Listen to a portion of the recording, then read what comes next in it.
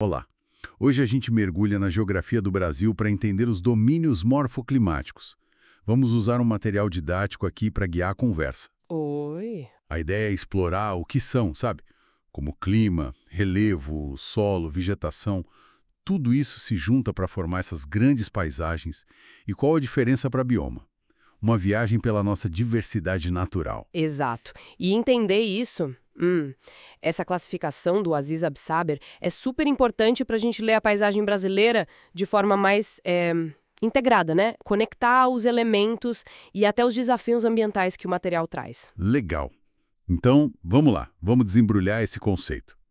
Absaber fala em domínio morfoclimático e também fitogeográfico. O que isso quer dizer na prática? Olha, ele define como áreas muito grandes, tipo milhares ou até milhões de quilômetros quadrados. Nossa, Que tem um conjunto coerente, assim, de relevo, tipo de solo, vegetação e principalmente as condições de clima e água, né, hidrografia. O termo fitogeográfico junto, ele reforça que a vegetação, os padrões de vegetação, são uma peça-chave dessa integração toda. É ver a paisagem como um sistema mesmo, tudo ligado. faz todo sentido.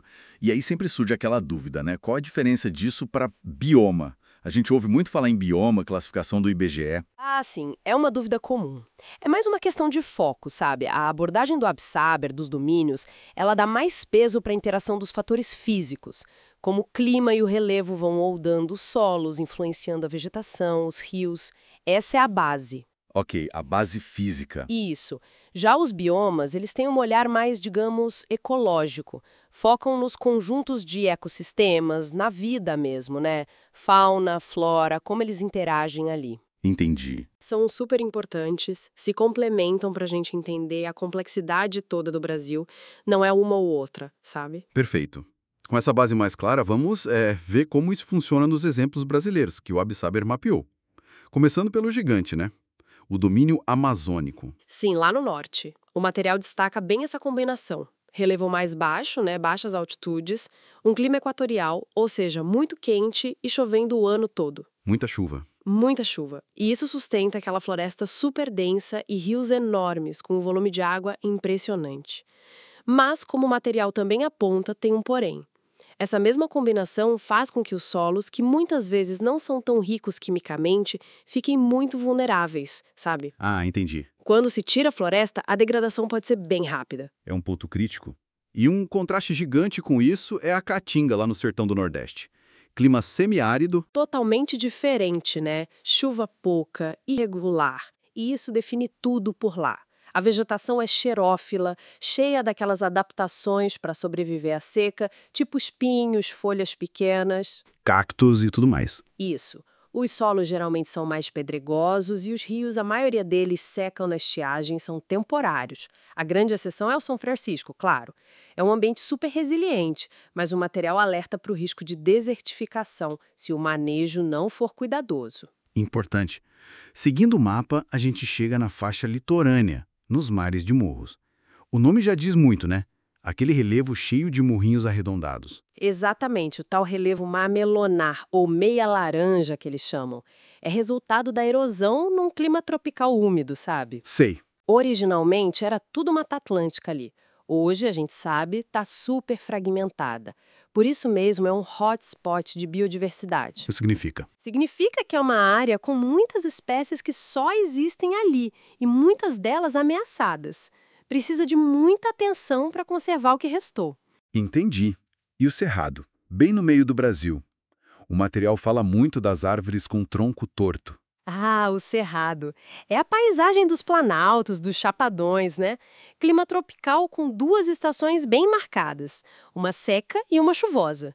E essas árvores de tronco retorcido, casca grossa, são adaptações fantásticas, não só para a seca, mas também para os solos que são mais ácidos, pobres em nutrientes e, historicamente, ao fogo, que faz parte da dinâmica natural dali. Que interessante essa adaptação ao fogo também. Bem diferente das pradarias, lá no extremo sul, nos Pampas. Ali a paisagem muda de novo. Muda completamente. Lá no sul é um relevo mais suave, aquelas colinas que chamam de coxilha, sabe? E a vegetação é mais baixa, campos de gramíneas, vegetação herbácea. O clima já é subtropical úmido. Campos abertos. Mistura. Isso, perfeito. São as faixas de transição, que a gente chama tecnicamente de ecótonos. São regiões que, tipo assim, pegam um pouco das características dos domínios vizinhos, criando ambientes únicos. Ah, legal. O material até cita exemplos bem conhecidos. A Mata dos Cocais, que fica ali entre a Amazônia, o Cerrado e a Caatinga.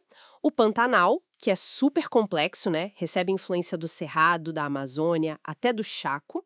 E o Agreste, aquela transição clássica entre a Caatinga seca e a Mata Atlântica mais úmida do litoral. Então, para a gente amarrar a ideia principal, os domínios morfoclimáticos são como grandes mosaicos do território brasileiro, definidos por essa interação bem forte entre os elementos físicos: clima, relevo, solo, água e a vegetação que resulta disso tudo. Uma visão bem integrada da natureza. Exatamente. E essa visão integrada, ela é fundamental, né? E até levanta uma questão importante para a gente pensar, principalmente quando o material descreve os problemas ambientais, tipo desmatamento, degradação do solo, que afetam domínios como o amazônico, os mares de morros. Sim. Fica a reflexão, né? Como que entender a fundo essas características, as vulnerabilidades de cada domínio, pode ajudar a gente a pensar em usos mais sustentáveis, em um planejamento melhor para essas áreas que são tão ricas e, ao mesmo tempo, tão frágeis.